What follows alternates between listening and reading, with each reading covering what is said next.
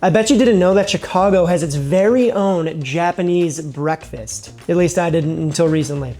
If egg foo young, loco moco, and okonomiyaki were to have some sort of medically fascinating three-way birth, you'd get Akutagawa. It's not quite Japanese, it's not really American, it sort of lives somewhere in the middle, and that's kind of what makes it cool. And if you dig rib-sticking, decision-erasing hangover cure food, stay with me here. This dish was born in a little spot called Hamburger King back in the 1960s in the heart of Wrigleyville. And back in those days, the neighborhood was pretty different. There was actually a substantial group of working class Japanese Americans who called the neighborhood home. The legend goes a regular named George Akutagawa would have a few at the bar next door, then kind of wander his way into the restaurant, request this specific dish. Over time, other regulars saw him eating it, requested that the chef make it for them, and the dish just kind of stuck. It was at that moment the Akutagawa was born, named after this man. Now, Hamburger King is gone, but the dish has survived. You can still find it at a couple spots around the city. One of those places is called Rice and Bread in the original Hamburger King location. Since Hamburger King, ownership of the restaurant has changed hands a few times, but the current owners actually kept Akutagawa on the menu how it's been done for years and years. Naturally, I wanted to go check it out, and I walked into this place totally expecting to order the dish, sit in a corner and kind of awkwardly film it for the video. But to my surprise and delight, the owner of the restaurant actually invited me behind the line and showed me how to make it. Shout out to Jacob, that guy's an absolute beast. He has this like super fun, hospitable energy, big smile on his face. I feel like he's exactly the guy you want to run into after having one too many beers at the Cubs game and just kind of, needing food, walking in. He's there behind the grill, music's playing. It seems like a vibe. I'm definitely gonna go back at night. Quick credit where it's due. Today we're going to be referencing information from this book here by David Hammond and Monica Eng. A lot of great information in here. If you're a food nerd, specifically a Chicago food nerd, you should check it out. I'll leave a link below. Now, that book actually shares the original recipe straight from the daughter of the man who invented it. But I also got to see Jacob, the owner of Rice and Bread, make his version. So we're going to fuse together both of those recipes and kind of add some personal touches to make our version of Akutagawa. Then at the end of the video, we'll put our work to the test. I'm gonna have my in-house Supertaster try our dish and let us know if it can stand up to the original Akutagawa.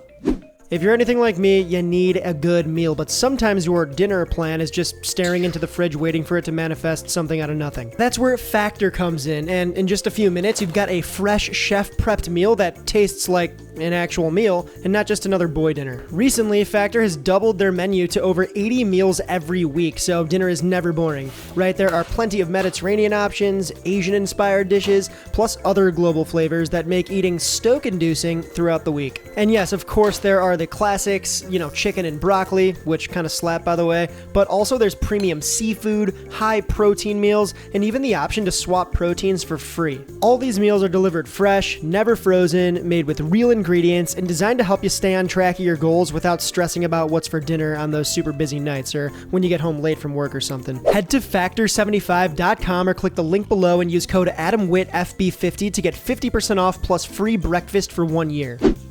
Oh, and you gotta try the smoothies. My favorite's the mango. This offer is only valid for new Factor customers with code and qualifying auto-renewing subscription purchase. Alright, back to the video.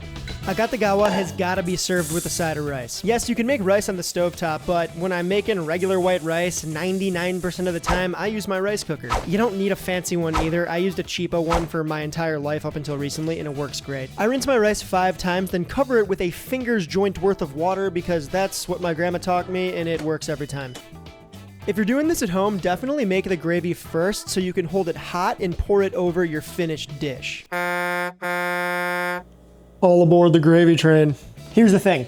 Jacob mentioned that he has the original recipe from the old owners for the gravy, but it's a secret. So I looked in our Chicago book. Lo and behold, no recipe. But when I was testing this out, I think I came up with something kind of unique, a nice spin on classic diner brown gravy. Americano brown gravy with a bit of a twist. We're going medium low. Oh, what the hell? Ugh. Gotta love the camp stove. Saucier. Pan pot. We're gonna melt in 1 whole stick of butter. I'm making a lot of gravy here. Cause I want leftovers.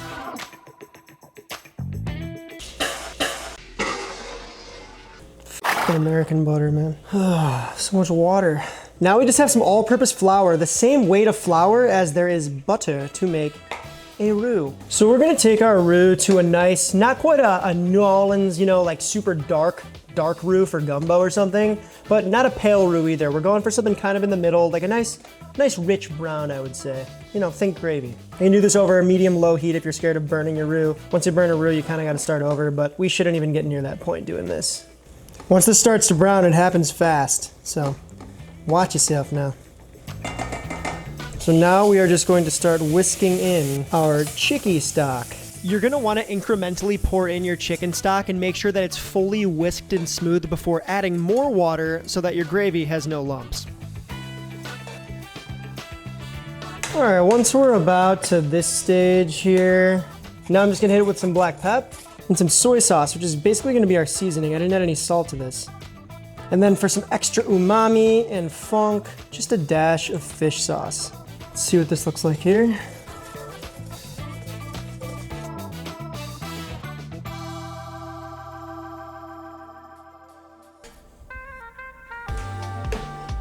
These are all the ingredients for the actual like egg meat base of the Akutagawa. Starting here, we have our large beef patties here. These are a little meatier than the ones that I had at Rice and Bread, but I figured, you know, we're making this at home, go big. Half-pound patties all around, 80-20 beef. Then we have our bean sprouts here, which are very important to store in cold water in the fridge. If you don't, they're gonna turn mushy in literally like 1 to 2 days. But if you keep them in water, change the water every 1 to 2 days, they stay crispy and beautiful. And that's what you want because these things will go bad very fast. Then we have some eggs here. I just blitz these eggs up. You don't have to do this. You can pop some in a, you know, little bowl and whisk them up right before you add them in. That's fine. I was prepping, so, you know, got the work done. Then just some large diced onions and green bell pepper, salt, pep, of course, and then this stuff here. I decided to go with the classic Elote's butter oil because he uses butter oil. It might have been a mix of oil and butter to stretch it at the restaurant. I just wanted to try to be as like hilariously authentic as possible, but you can totally use regular butter and it's gonna taste fantastic.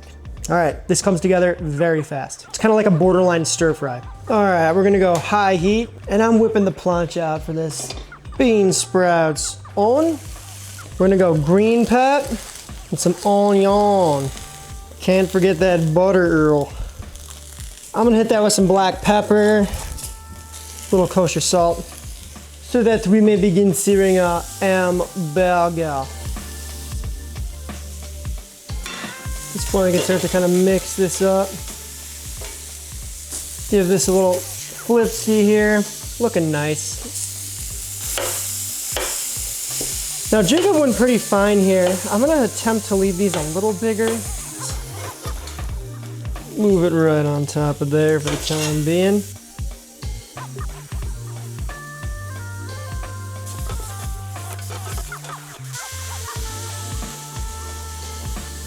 Now really the one thing Jacob insisted on is just making sure the eggs are properly dispersed and that it's not just big chunks of egg, rather the egg is woven in.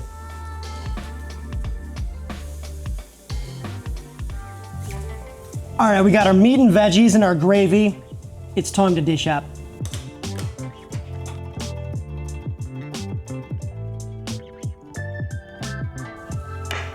Going down with our lovely gawa. We're gonna slap down our white rice. I'm serving mine a little differently than Jacob. We're gonna create a nice little well in the middle of our rice here. Now I'm just gonna ladle in some of that gravy. Oh yeah. Serve yourself. Grab some gravy. You can always add more later. And to finish, sesame seeds all over that, John. Toasted sesame. And I'm thinking our rice can use a little color too. Crush it with scallions. And honestly, I'm just shooting from the hip here. I think a little bit of ketchup would do this thing justice. Ta-da! Akutagawa.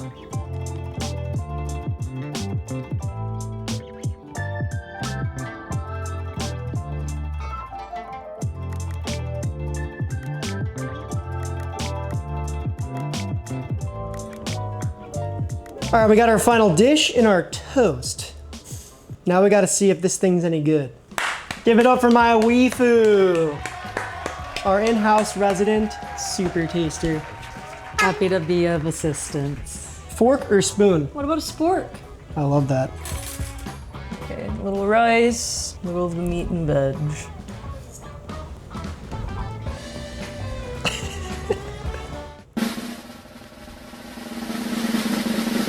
It's pretty damn good. Woo! Yes! The gravy's really good. Do you taste any differences? Yeah, your meat is a little larger. Keen eye. That's what she said. Was his like more chopped up? I feel Yeah. like these bean sprouts are thicker. Yeah, yours is more robust, and then I like the okonomiyaki She likes sauce. the ketchup. No, it's just ketchup. Oh, And she's not even a big ketchup gal. no. It adds like a little sweetness to the richness of everything else. So yeah, it's a really good addition. Oh, I figured you might want this. Destroy it. Look at that monochromatic glory. We love the double carb action going on right now. Oh my god, I got some crumb on my wrist. That was a nice bite. Bone Snapple. It tastes pretty similar if you ask me. There's not much that I would change here. Keep it simple, keep it classic. The only differences we made here, a bit of a tweak on the presentation, and the beef is just a little bigger. I kind of like those bigger pieces because there's not a whole lot of textural variation in this dish, which is why a crunchy piece of toast goes so far here.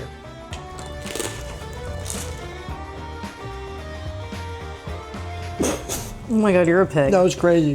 Why'd I do that? I kind of liked it though. Is that weird? This dish is sort of like reverse yoshoko in a weird way. Western food created in Japan for Japanese taste. It's diner food with a Japanese twang. Because you can only get this dish at a couple of spots around the city, it's definitely on the endangered species list. But now you can share this with your friends and fam, make it at home, and bring it back to life. Kind of cool, you know? Preserving a little piece of Chicago food history. You and I, both of us, we're doing it together. If you learned something today, if you liked the video, helps us out. Sub to the Chansky if you enjoy vids like this and want to see more. The best way to support the channel is over on the Grocery Fund, aka the Patreon. Another awesome way to help me out is to cop some merch. All of those proceeds basically go to keeping the lights on here.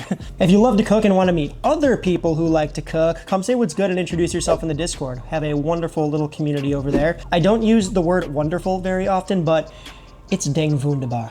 Until next we meet. Tack it is.